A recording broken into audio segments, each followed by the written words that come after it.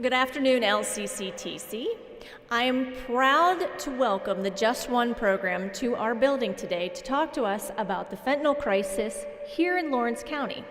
Please give a warm welcome to Mr. Dan Bailey.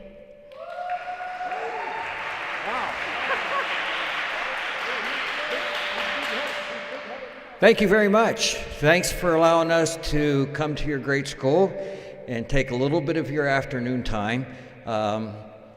My name again is Dan Bailey, and we will be spending the next hour together, and hopefully we'll have a great impact on what you know about fentanyl. But I do have first a question. Okay? Well, let me tell you what we're going to do. Wait, you're passing out. These are our presentation objectives of what we're trying to accomplish today, but to cut that down very quickly is to let you know more about fentanyl if you don't already know about fentanyl. So here's the question to you. How many of you have heard of fentanyl? Please give me a hand. Okay, quite a few of you, and that's good, but what do you know about fentanyl? Go ahead, what do you know about fentanyl? Somebody want to answer me? Yes. Pardon me? Yes. Absolutely. It's very, very dangerous. And we're going to talk again about how that takes place. Well, we don't want to go there yet. But first of all, what I'd like to do is I'd like to introduce to you, and then we're going to show you a short video clip after Randy Crum shares with you some experiences that he has had, personal experiences, with people that had used fentanyl. Please welcome Randy Crum.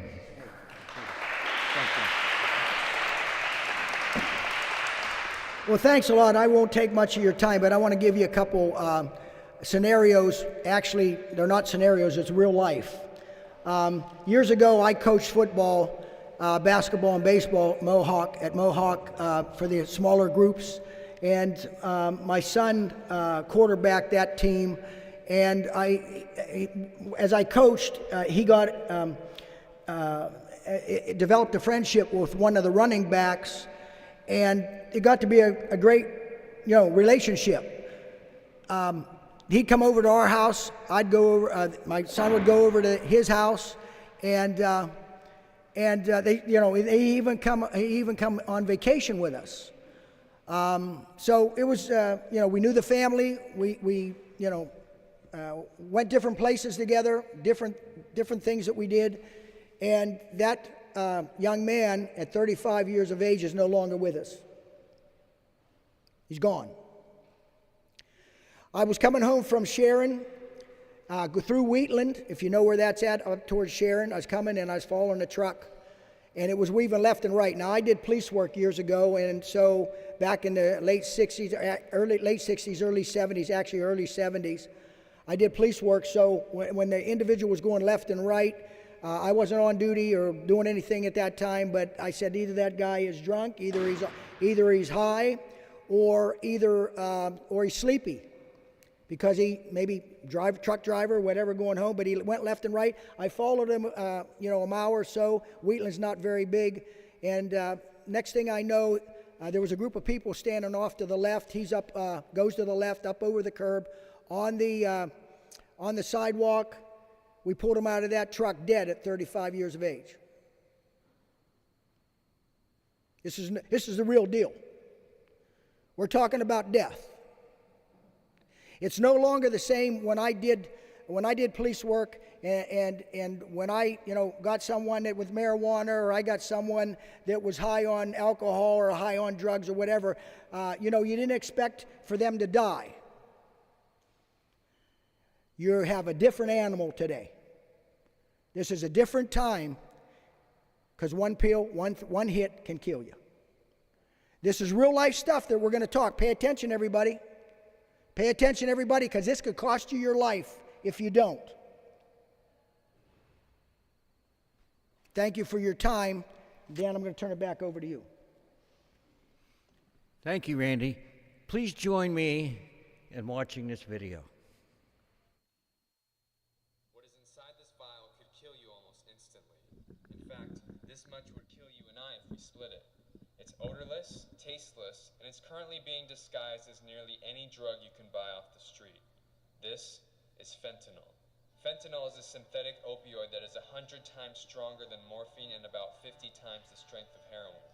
Fentanyl has sedative effects and will rapidly slow down a person's breathing. Just a milligram too much of fentanyl can result in hypoxia, a decrease of oxygen to the brain, and can quickly lead to death. Sounds more like a poison than a drug.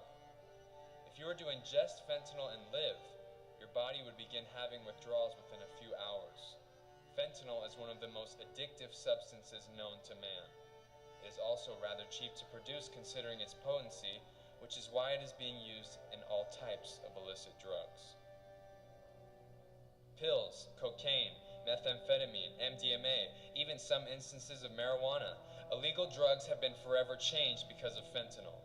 The most notable are the fake prescription pills. In 2021, the DEA alone seized over 20 million fake prescription pills made of fentanyl.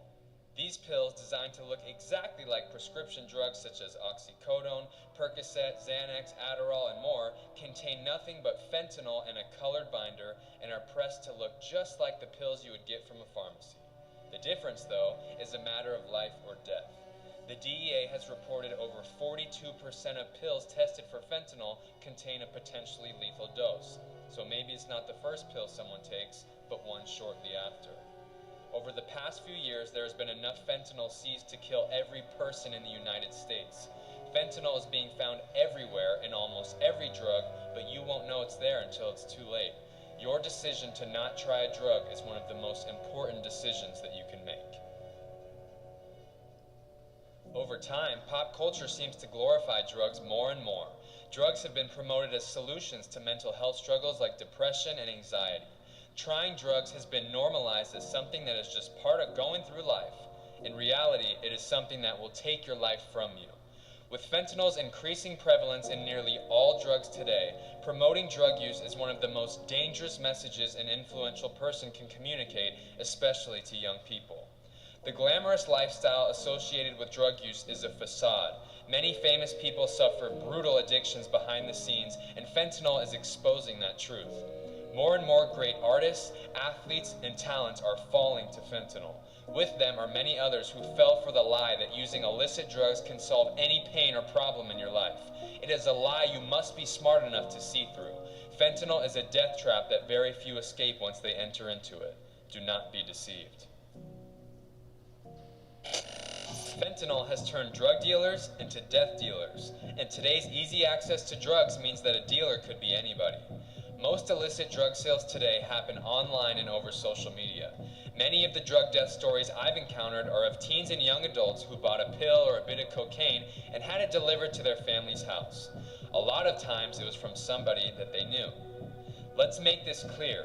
It does not matter how well you think you know someone. It does not matter if they tell you the drug that they have is really what they say it is. You both do not know if fentanyl is in that drug until it is too late. Just because you've seen a friend try a drug, or even if you've tried something before, does not mean it's going to be safe. These drugs are not coming from a pharmacy or a lab with quality control. These drugs are being blended together by random people who do not care about you and bagged up for a quick profit. What seems like a safe dose could contain enough fentanyl to kill multiple people simply because of how carelessly these drugs are made. Again, you won't know until it's too late. Fentanyl is now the leading cause of death for young people in the United States. Some are looking for relief, some for a good time. Many are just curious and make a stupid mistake. Had they known fentanyl was in the drugs they took, they never would have done it. But they can't take that choice back now. You, though, have a choice to make for your life. You may struggle sometimes and feel like you need help. You may get curious or tempted to try a drug. Remember that feelings are temporary, but some decisions can last forever. You always have the opportunity to choose something greater, something that will give you life and not death. I encourage you today to realize how precious your life is, and that one choice is all it takes to throw it away. Please do not do it. Remember that you have a purpose. You have gifts and passions that are unique to you. You were made to have a future. You can live an amazing life without ever touching a drug. Just keep going after the things you know are right, things that are good for you. You'll be an example for your friends, and you can encourage them too. If If you're a young person and learned something from this video today, I want you to share it with your friends because this information is saving lives right now. You could be the friend that saves someone's life by keeping them from making a big mistake. Please share it.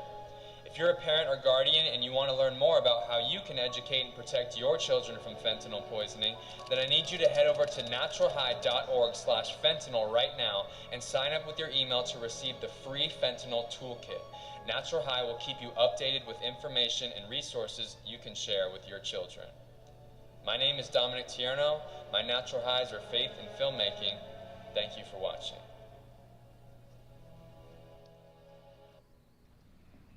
Please welcome Vaughn Creasy.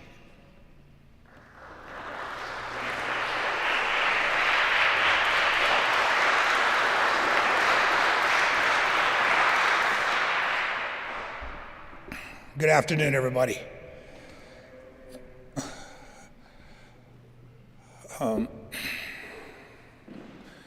What we're talking to today is it's a matter of your life and death. This isn't just about addiction anymore. One pill, one line, one hit can kill you. And if you wonder how I know, that's my son, Sean Creasy. I lost my son August 1st, 2014 to a heroin overdose laced with fentanyl, almost 10 years ago.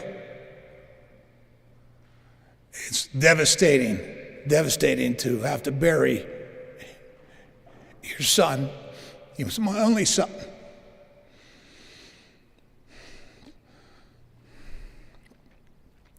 Like I said, my son had an addiction problem, and it started smoking weed, drinking alcohol, smoking cigarettes.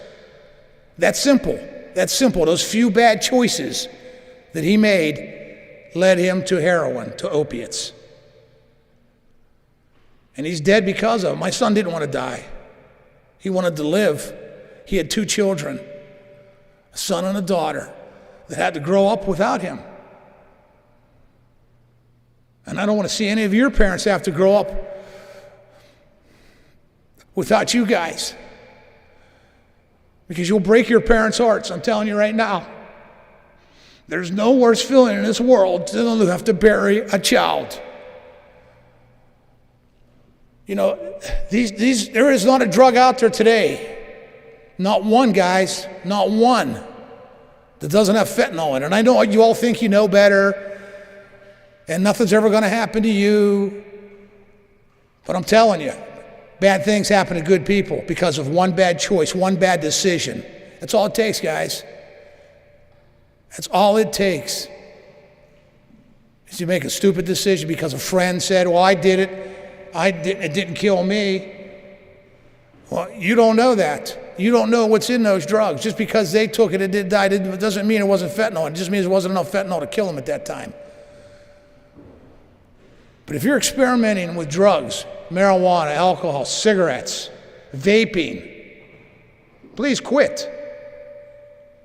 I beg you to quit. You probably wonder, again, how do I know so much about this? Well, I lived with addiction in my family for 25 years. Sean has a sister, a little bit older than him. She was addicted also, and they started back in the day when the pills, the Oxycontins and everything else were so prevalent. And then they weren't so prevalent, they dried up. So naturally they switched to heroin. I know you all think, oh, just because I smoke marijuana or smoke cigarettes or drink a little bit, I'll never end up like that. Well, I'm telling you right now, he didn't think he'd end up like that either. We talked about it. You know, I knew fentanyl was around. It was on the news. It was mostly in Pittsburgh. But if the drug was in Pittsburgh, you know it was making its way to Newcastle. I used to tell him, you know, Sean, I'll get my gun. We'll put one bullet in it, and I'll sit here, we'll play Russian roulette until that bullet goes off. Because that's what it is, guys. There's no recreational drugs out there. Not when you're dealing with, there's poison in it. Because that's what this is. This is poison. This isn't something that's pharmaceutical coming out of pharmacy. These are chemicals coming out of China, going into Mexico, and the cartel is pressing these things. And there is not a drug in it. It's straight fentanyl with what they call a binder. That's a chemical that holds it together. That's all that's in these pills. Adderall, Xanax, codeines, you name it. Heroin, methamphetamine, cocaine. It all has fentanyl in it, guys. You risk your life for one chance. Is your life worth one bad decision? Absolutely not. My son didn't deserve to die. Sure, he made a bad choice. He made a bad decision. He became addicted. But he didn't deserve to die because he made a bad choice. You know, if I put 4 glasses of water up there in front of you and told you 3 of them had enough fentanyl in it to kill you, would you even think about taking a drink of any of those glasses of water? Would you? Absolutely not, you would. Because you know why? Because you're smart, you're intelligent. And that's why we're here today to talk to you, to tell you guys, there's no safe drug you can do. That one bad decision can end your life. End your life. 5 seconds. You won't even know the fentanyl's in there. And everybody says, well, it's not in marijuana. Well, it is. They found it in marijuana. It's in there. You don't know. How do you know? Is your life worth risking on something that'll bring you no joy, no happiness, no nothing? It's not. You know, I see it every day, guys. I belong to a national group, Lost Voices of Fentanyl. I see hundreds of young kids that die every day. Every day. There's 300 people that die every day from overdoses that we know of. That's an airplane wreck every day. That's an airplane going down every day. 300 people dying every day. And I don't want to see you guys be one of those numbers. You know, because you're going to have a lot of decisions to make over the next several years. And unfortunately, your parents aren't going to be there, your loved ones aren't going to be there when you make these decisions. It's going to be your choice, your decision, as it was my son's choice. Nobody forced him to do it. He made that choice. And it led him down a road of pure hell for approximately 10 years. He lived that life of addiction. You know, I just found the other day, I was in my safe looking for something, and I found a letter that my son wrote me 4 months before he passed away. It was heartbreaking. It was hard to read that. But I need to be reminded every day of what's occurring and what's going on. You know, if he was here today, he'd tell you what I'm telling you. Just don't do it, guys. I know you've been told many times, don't do drugs. Don't do drugs. Well, I'm here telling you the same thing. Don't do drugs because that's your end result. You'll die, guys. It's not like when I grew up, you know, the 60s and the 70s and the 80s when you could experiment with drugs and not have to worry about dying. It's not that way today, guys. That's how serious this is. This is no joke. I'm not up here telling you lies. I'm just trying to tell you the truth so you can make that decision, because it's going to be you that makes that decision. Your life is not worth that one bad choice. You know, if somebody tells you, one of your friends tells you, well, you know, I did that pill last night. Well, it made me feel good. I'm not dead. You can't trust your friends when it comes to this. You can't trust anybody, because not that they're not your friends, but they might not even know that there's fentanyl in that drug. You can't tell. You can't smell it. You can't taste it. You don't know. And you think they're going to tell you there's fentanyl in it? I don't think so. And you guys probably wonder, well, why are they putting fentanyl in if it's killing people? Are they trying to kill us? Well, what they're trying to do is get you addicted, because fentanyl is a very addictive drug. It won't always kill you the first time, not always, because sometimes that pill or that hit doesn't have enough fentanyl in it. But is it worth taking the chance that that one pill, that one hit might have that lethal dose of fentanyl that ends your life? I don't think so. You guys have so much future, so much hope, so much to live for. Most of you are what, 17, 18 years old?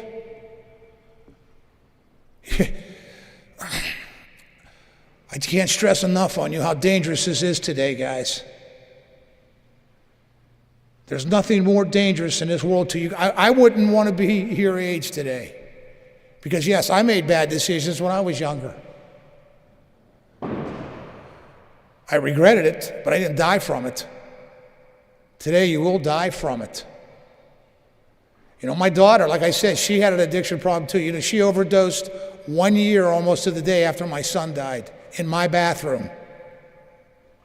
I broke that door down and she was laying on the floor, dead. I couldn't understand how I could lose 2 children. And with the grace of God, I had a friend at my house that was a nurse. He was able to revive her. And today she has 9 years clean, and she works in the field of recovery. She comes and speaks with us sometimes at these events. She'd tell you too, don't make that bad choice. Don't make that bad decision. You have too much to live for. Way too much, guys. So again, we're here today not to just tell you don't do drugs. I'm here to tell you don't do drugs, and this is why. This is why. Because you'll die, you'll leave your family, your loved ones heartbroken. You'll leave them heartbroken. So I hope I've told you or given you something today to make you think about this. Because this is something you need to think about. Because I won't be able to be there to tell you don't do it. But I hope you put it somewhere in the back of your mind. If somebody offers this to you or suggests to you, let's get higher, let's do this, that you remember that old guy that came and spoke to us, who lost his son, almost lost his daughter, and sees hundreds of kids and people die every day from this poison that's out there. And that's what it is. It's poison. It's not a drug. It's poison. You know, he's going to show you some slides later. There is a legal fentanyl they use in the hospital. But that's administered by an anesthesiologist that knows what they're doing. They give you that right amount to help you ease that pain for that surgery or whatever, but it won't kill you. People that are selling these drugs on the street, they're not chemists. They're not pharmacists. They're not doctors. They're drug dealers. They're just after your money. That's all they're after, guys. They don't care if you live or die. You know, as I said earlier, you say, why are they putting it in there if it kills us? Well, you know, sometimes they figure that's just the price of doing business. So please, listen to what we say today. And keep this in the back of your mind. And keep this conversation alive. Go home and talk to your parents, your loved ones, your grandparents, your brothers, your sisters, your friends. And tell them what you've learned. Tell them what you've heard. Tell them what you've seen. Because you guys, you don't realize it, how much life and how much you can bring to this life, to this earth. You can change this. Your generation can change this. Because if there's no demand for the drug, there'll be no supply for the drug. I know that sounds pretty simple, but that's the truth. If you guys all choose not to do drugs, they'll have no one to sell it to. As long as you're foolish enough to do it, they're going to sell it to you. And I say it's not just fentanyl, it's carfentanil that is more potent than fentanyl. There's xylazine that's more potent than both of those that will kill you. So next time you're offered to take a hit or take a drink or do whatever, think about this. Remember my son's face, please. Remember my son's face. Thank you all.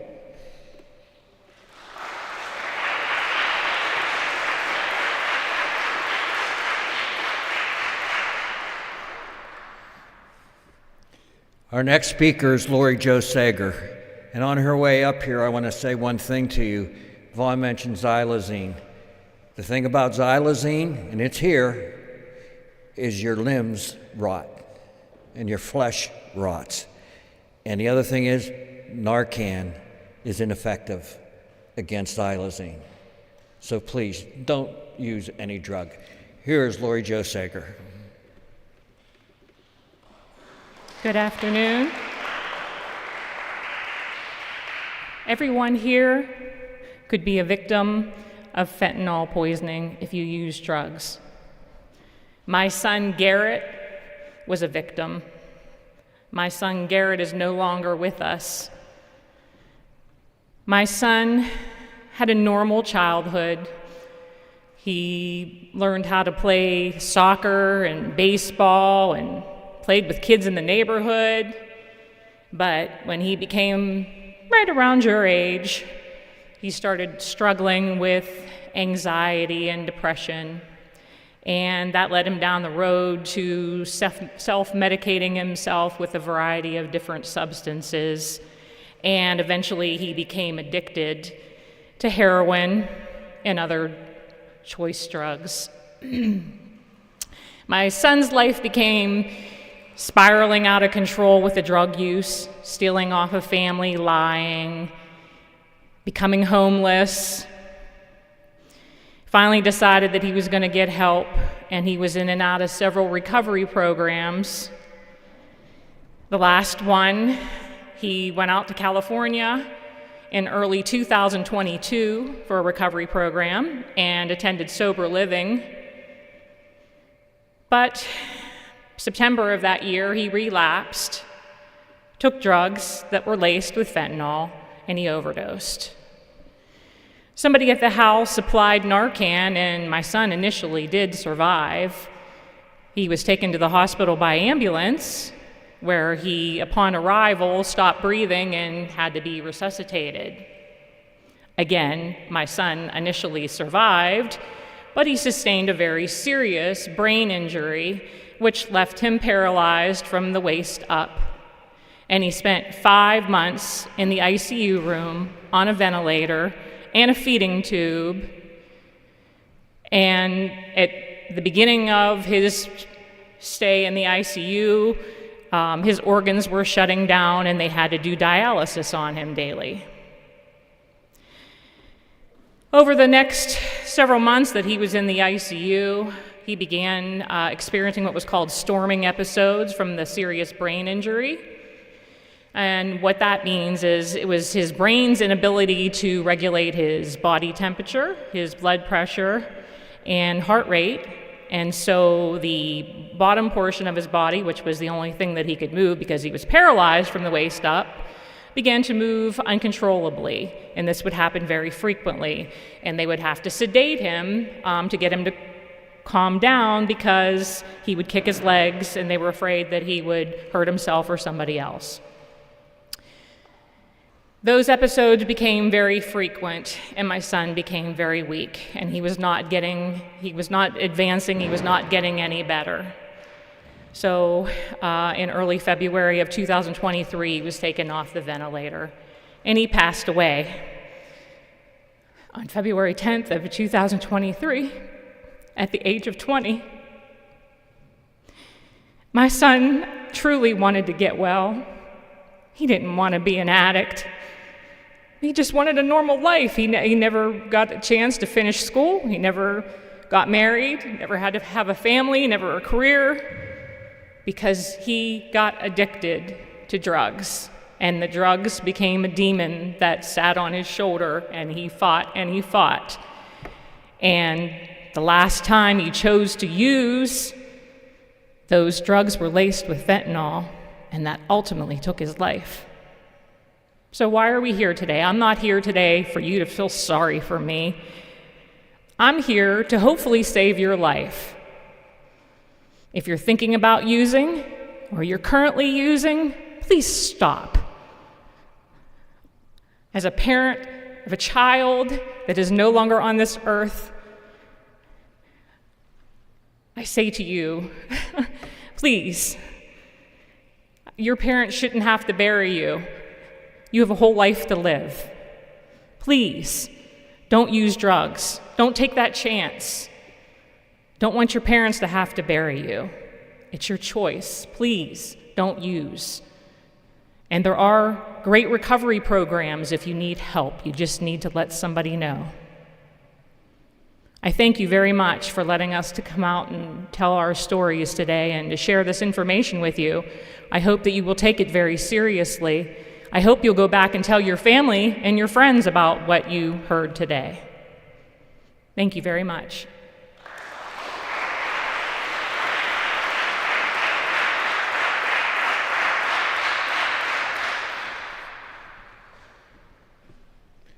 This is reality. I have a couple slides I want to share with you, a little bit more information. We have a recovery speaker here with us today. These are some examples of some of the drugs that are out there. Now, we've mentioned them, but we were in November at a presentation that the county coroner took part in, and that we learned there is no safe street drug. Fentanyl is being found. Now, this is from examination, autopsies, and all these types of things. Fentanyl is being found in every street drug. And all it takes is the size of fentanyl, 2 milligrams. That's it. You can't even tell. That's 2 grains of salt. There's no way you would detect that in a pill yourself or any other type of street drug such as cocaine, which is a powder. So these things that we're telling you, this is real life and it's real death. I can't take this with me, can I? Can I turn this a little bit so I can see this?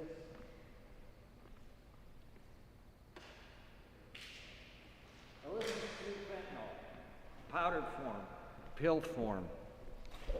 And you can read, hopefully you can see that going down the line here. There are some also slang names for all these drugs. Tango and Cash, Crazy 8. You hear these terms. This is slang for describing the very drugs that are out there in the street. Pictures of them. How many of you heard of rainbow fentanyl? Anybody hear of rainbow fentanyl? Okay, this is something that's been out for just a little bit, but we were talking about the cartels. Vaughn was mentioning that to you. And what they've learned to do is to color the pills and disguise them as sweethearts, Skittles, and those types of things to, again, maybe not necessarily to kill you, but to get you to try, which they know that fentanyl is highly addictive. These are 2 examples up here. Here's a slide that shows counterfeit pills. And on the left-hand side, again, you can see the real at the top, the fake at the bottom. And those are M30s and Adderall also. And you can't tell the difference. So if someone were to hand you a fake pill, how are you going to know the difference? They look the same. Gabapentin, what we have found out more recently in Lawrence County, that gabapentin has been the result of the most prevalent overdoses that have been taking place. So we're not just, again, talking about fentanyl. We're also talking about gabapentin, xylazine, and others. There's a new drug out called gas station heroin. And basically what it is, it has the same effects that you can get hooked on it, and it can be bought in a gas station. So that's how dangerous that this is. What we're looking at here are the deaths in Lawrence County recently. You'll see all the way back from 2015 to last year. And over the last 2 years, we've lost 150 people, over 150 people to overdose deaths. That's just in our county. You may have known someone, could be a friend, could be a relative, but thank God it's not you. Thank God you're standing here. Okay. We have vulnerable populations of people that we're trying to reach. Obviously, in the schools, we're trying to reach people there, people that are currently addicted, people that are at risk, people that have been in jail that haven't used in a while. If they get out of jail and they use at the dosage that they were using before, it'll kill them quickly. Vaughn said 5 minutes. That's it. 5 minutes, you're gone. So we also have people that are struggling with issues that have returned from war and are struggling with pain issues. So this is our plan, is to reach all of these groups with this presentation. We have with us today, I mentioned a recovery speaker, known him for years. He's a wonderful man, and his name is Sean Johnson. We all know him as Sean John. So let me welcome Sean John to the microphone.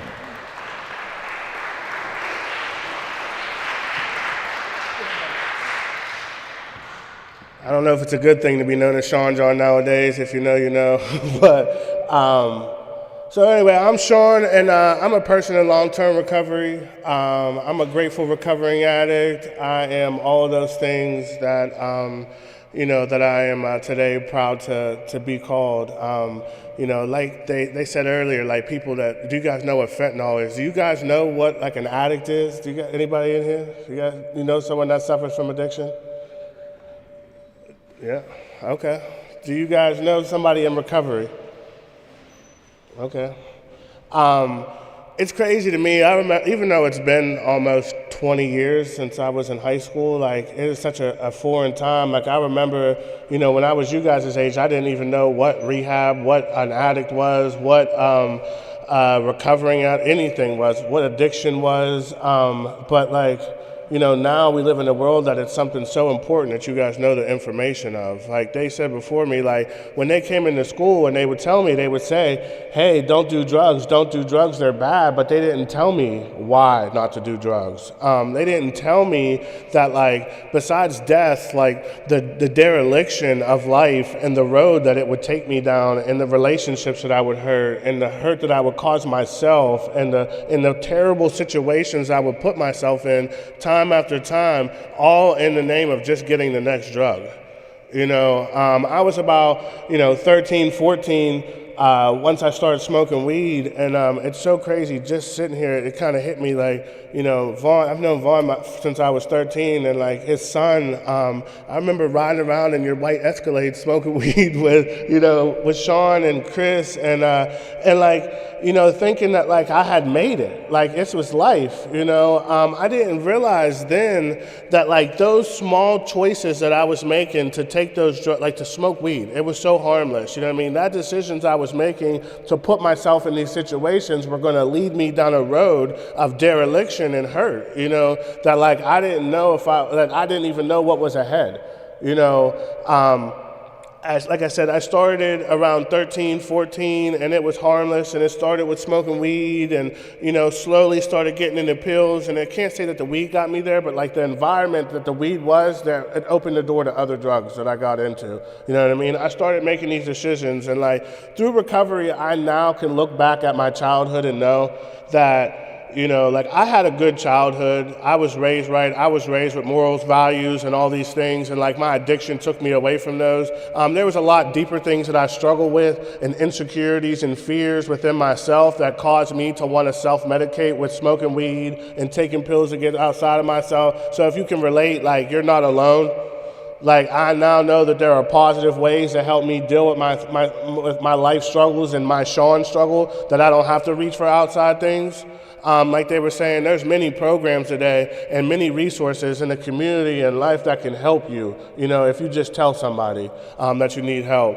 But I started down this my path of addiction, and like I said, like I come from good family, like addiction runs through my family. I have cousins, I have a mom, I have a dad, their form wasn't alcohol, it was drug addiction, just various things. And I just went down this path for so long and just being kind of naive to like the damage I was causing on myself until like it came time to stop. I remember I was like 19 and I took a semester off of college, and I went home and it was time to go back, and I was like, all right, it's time to clean up, stop getting high, and I'm going to go to college now.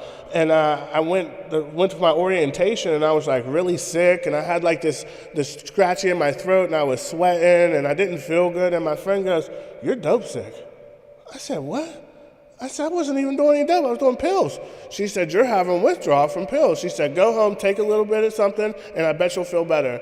And I went home and I took a little something and it felt better, and I never stopped for 10 years. You know what I mean? Like withdrawal is something I don't wish on my worst enemy, and you don't realize how bad it hurts until you don't have it. Like just consistently putting a drug inside of me to the point where like I can't function without it went on for 10 years. You know what I mean? Not being able to show up for holidays, not being able to have a job and support myself, not being able to go to Walmart without having to smoke a weed and take pills so that I could function. You know what I mean? That's what addiction did to me. You know what I mean? That's what making poor decisions to put myself in the environment and situations of people using caused me to go down that path. You know what I mean? Is it reality to say that you guys aren't going to touch anything? Probably not. But like, just know that like taking that first one can potentially set yourselves up for something very harmful. Today, like after all that stuff that I've gone through, and I've went through a lot, I've been to rehab several times. I've been in and out of recovery programs. I've done it all. I can now say that like I have a clean day, you know what I mean? That's probably the most important thing in my life, and I should have probably shared that first, but I've been clean from all drugs, alcohol, weed, pills, anything since November 2nd of 2013, you know what I mean? And thank you. And it's just like, it's truly a miracle. And like, you guys probably think like, that's not real. Like, you know what I mean? Like, it sounds crazy for me to even stand here and say that like, I have done nothing in 10 years which is a miracle for me. You know what I mean? I come from, watching people die, man. I have buried. So me and my friend were just sitting yesterday at McDonald's late last night. He just came home from rehab again. And like we were just going down the list of people that we've buried, close friends, and people that we loved and care about that are no longer with us. You know what I mean? That like they didn't realize that next one was going to be their last one. Like I tell people all the time, it's not the first one that gets you, it's the last one. You know what I mean? And that last, you never know when that one's coming. It's just, I have seen and lost and buried some of the brightest spirits that I've ever met in my entire life, man. And I'm just really grateful that, like, my family doesn't have to go through that. You know what I mean? Made a decision that, like, I was tired of looking at my family's disappointment. You know what I mean? I knew that like I had a better purpose than to be a hopeless dope fiend for the rest of my life. You know what I mean? And if I would just make some better decisions to get back on track and stop doing the things that I was doing and get involved with the right people, like that my life would take over, like would change. And I seen that in people. I would see people on Facebook get the white picket fence and the new cars and the houses and go on vacations. And I was like, I wonder why I can't do that. I couldn't get 20-minute radius in Newcastle because my drugs were here. I couldn't go anywhere. I couldn't even go to Boardman to have dinner with my family for birthdays and stuff. I hate that. But today, man, it's definitely a different case scenario, and I'm so grateful for recovery. I'm so grateful for the programs and people that have been put in my life to show me that there is a better way to live.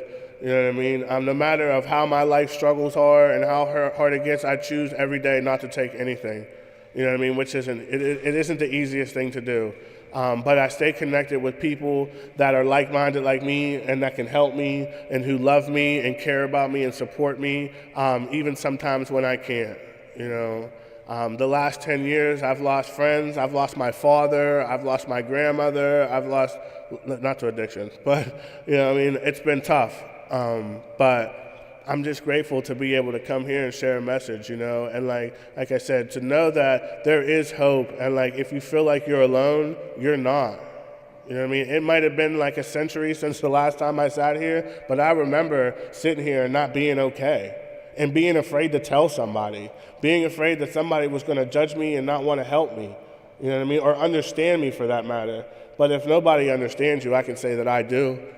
You know what I mean? And I wish that like I could wave a wand and like everybody would be cured and be successful. And the reality is it's not. But you have the power to make better decisions and choices of where you take your life. You know what I mean? I wish that I would have put more energy into work and being around positive people when I had it. You know what I mean? It took me down a dark road, but now, I'm grateful that like I'm in position to like share my experience, strength, and hope with people and give people the hand when they need it. I also work in the recovery field, and I see people that struggle every day, and I just wish that I could force them to stand up when I see them drowning. You know what I mean? But it's not everybody gets to, I love what I do. I'm so grateful for the opportunity, I said, to even be coming here. And thank you guys. You guys have been a part of my journey since the beginning, and the love and support that you guys have shown me has been phenomenal. What you do for the recovering addict is huge. You know what I mean? And if you guys don't do anything else, just know that you've been impactful on my life and so many more. And truly grateful for that, because there's a stigma that comes with addiction, right? If I was walking down the street, you wouldn't say, he's an addict. You would never know. You know what I mean? That just shows you how good recovery is. You know what I mean? I've turned my life around and done some things that like people still, I wish that I was going to give you a picture just to show the slide. I weighed 120 pounds when I went to rehab 10 years ago. Now I weigh about 2-something. That's too much. But no, I don't know. I hope that I said something that is impactful. If you guys have any questions, I'm sure we'll be hanging out afterwards. Please feel free to pull me aside. I know that, if you were afraid to say that you knew somebody that suffers from addiction, know that there's always hope for that person and to never give up on them. You know what I mean? They may be making some really harsh decisions and be really hurtful to you, and you might not understand why they do what they do, but just know that they're not themselves and that there is hope for them. You know what I mean? People didn't give up on me, and they always had hope for me, and here I am. And that's all I got. Thanks for letting me share.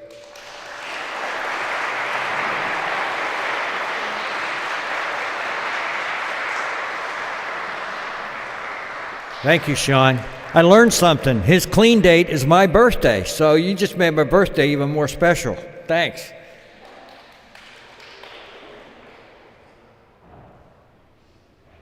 We're going to have a brief question and answer session here. We have a few moments, I believe.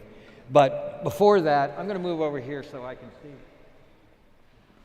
Please remember, all it takes is just one. Just one episode, just one. Also, no one is immune. It doesn't matter how popular you are, how much money you have, how much education that you have.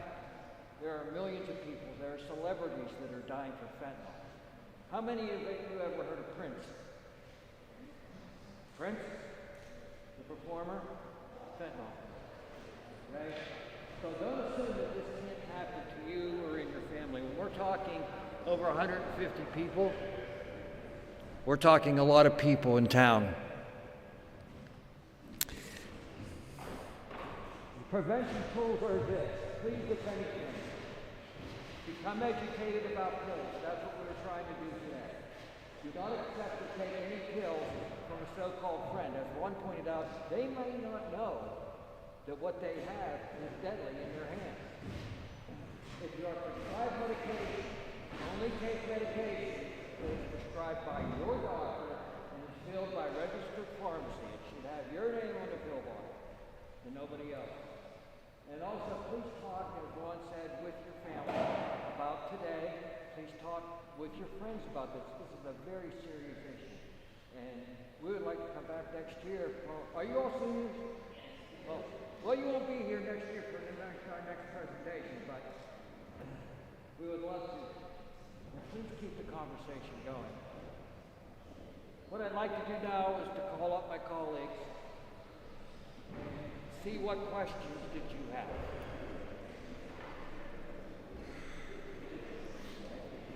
Yes. It's all yours now. What question do you have? Here's a question right here.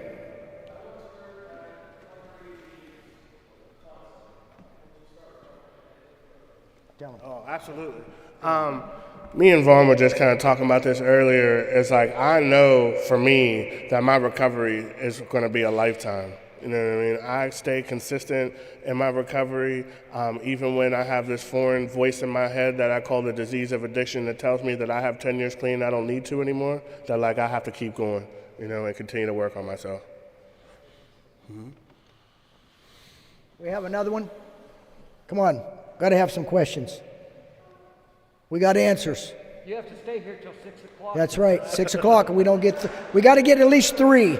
Good luck with that. Yeah, right here. How? The disease of addiction? Go ahead. It's impossible to truly avoid the disease of addiction. I did a CRS training, and they told me that like everybody has an addict gene. It's either dormant or non-dormant, and it sometimes can be activated. It's usually activated by the use of substances. So the only way to really avoid it would be not to do any drugs. Yeah. Okay. Good job. Yep. That's the best decision you'll make in your life. Yes. Absolutely. My dad, rest his soul, he had 29 years clean when he passed. Absolutely does. I had addiction in my life when I was young. I know it over and Yeah. went over into my children. There's no question about it. And that's the evil of this. Is it destroys everything. It destroys all hopes and dreams and everything. We got another question over here. Yeah, we have another one over here.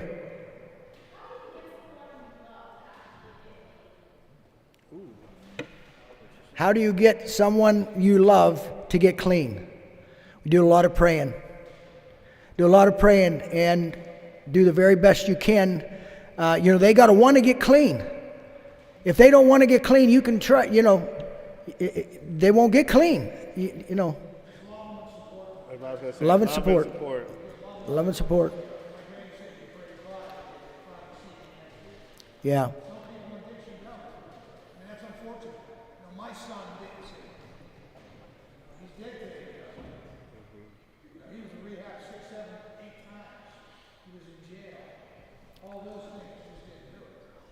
We had, go ahead. Right.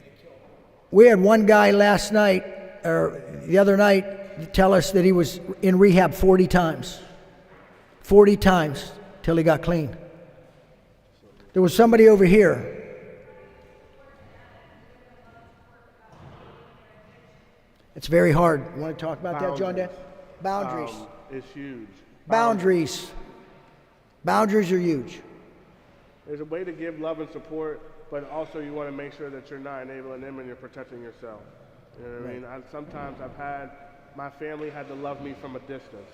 You know what I mean? They didn't give up on me, but they also let me know that if I wasn't going to do right, I couldn't participate with them anymore.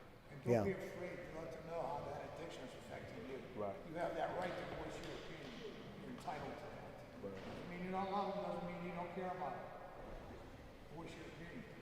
That might be the trigger that they realize that they need to clean themselves up. We're glad you're asking questions. Is there anyone else? Right here. How do you deal with a violent addict? Boundaries. Boundaries, yeah. Yeah. Listen, I go into the jails. The setting boundaries Yeah. is you want to make sure that you're not putting yourself into situations of where they're becoming violent. You know what I mean? If you're available to remove yourself from them and you're available to be able to make strategic moves, do it. You know what I mean? That's all you can really do is set those lines and not move from them until the person's ready to get help. The things I've noticed, I went into jails. I'll get you up here, but I went into jails, and most of those people that are in jails, the reason why they're there is because they didn't have any boundaries. They just kept on going and going and going. Eventually, they got to a place where they're stealing that kind of thing, and they're ending up in jail, sometimes for their whole life. There's one up here.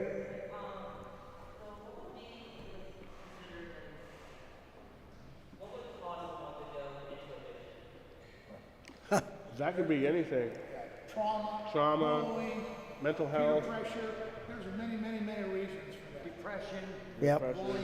insecurity, fears. That's why, and if you're experiencing these things, don't be afraid to talk to somebody, Right. guys. Right. Talk to somebody. 1 minute. Talk to your counselor, talk to your teacher, talk to your preacher, your reverend, somebody. But you don't have to sit and hold this stuff in. You have that right to talk about it. Listen, we hope you've heard. Hope you've heard. I know you want to go home. I know, or next class, and I know you're going to get out of here. But listen, don't let this go through one ear and out the other. This is very, very important to you. You want to get married, you want to have children, you want to have a life. It's not with addiction. It's not in drugs. Thank you very much for your attention.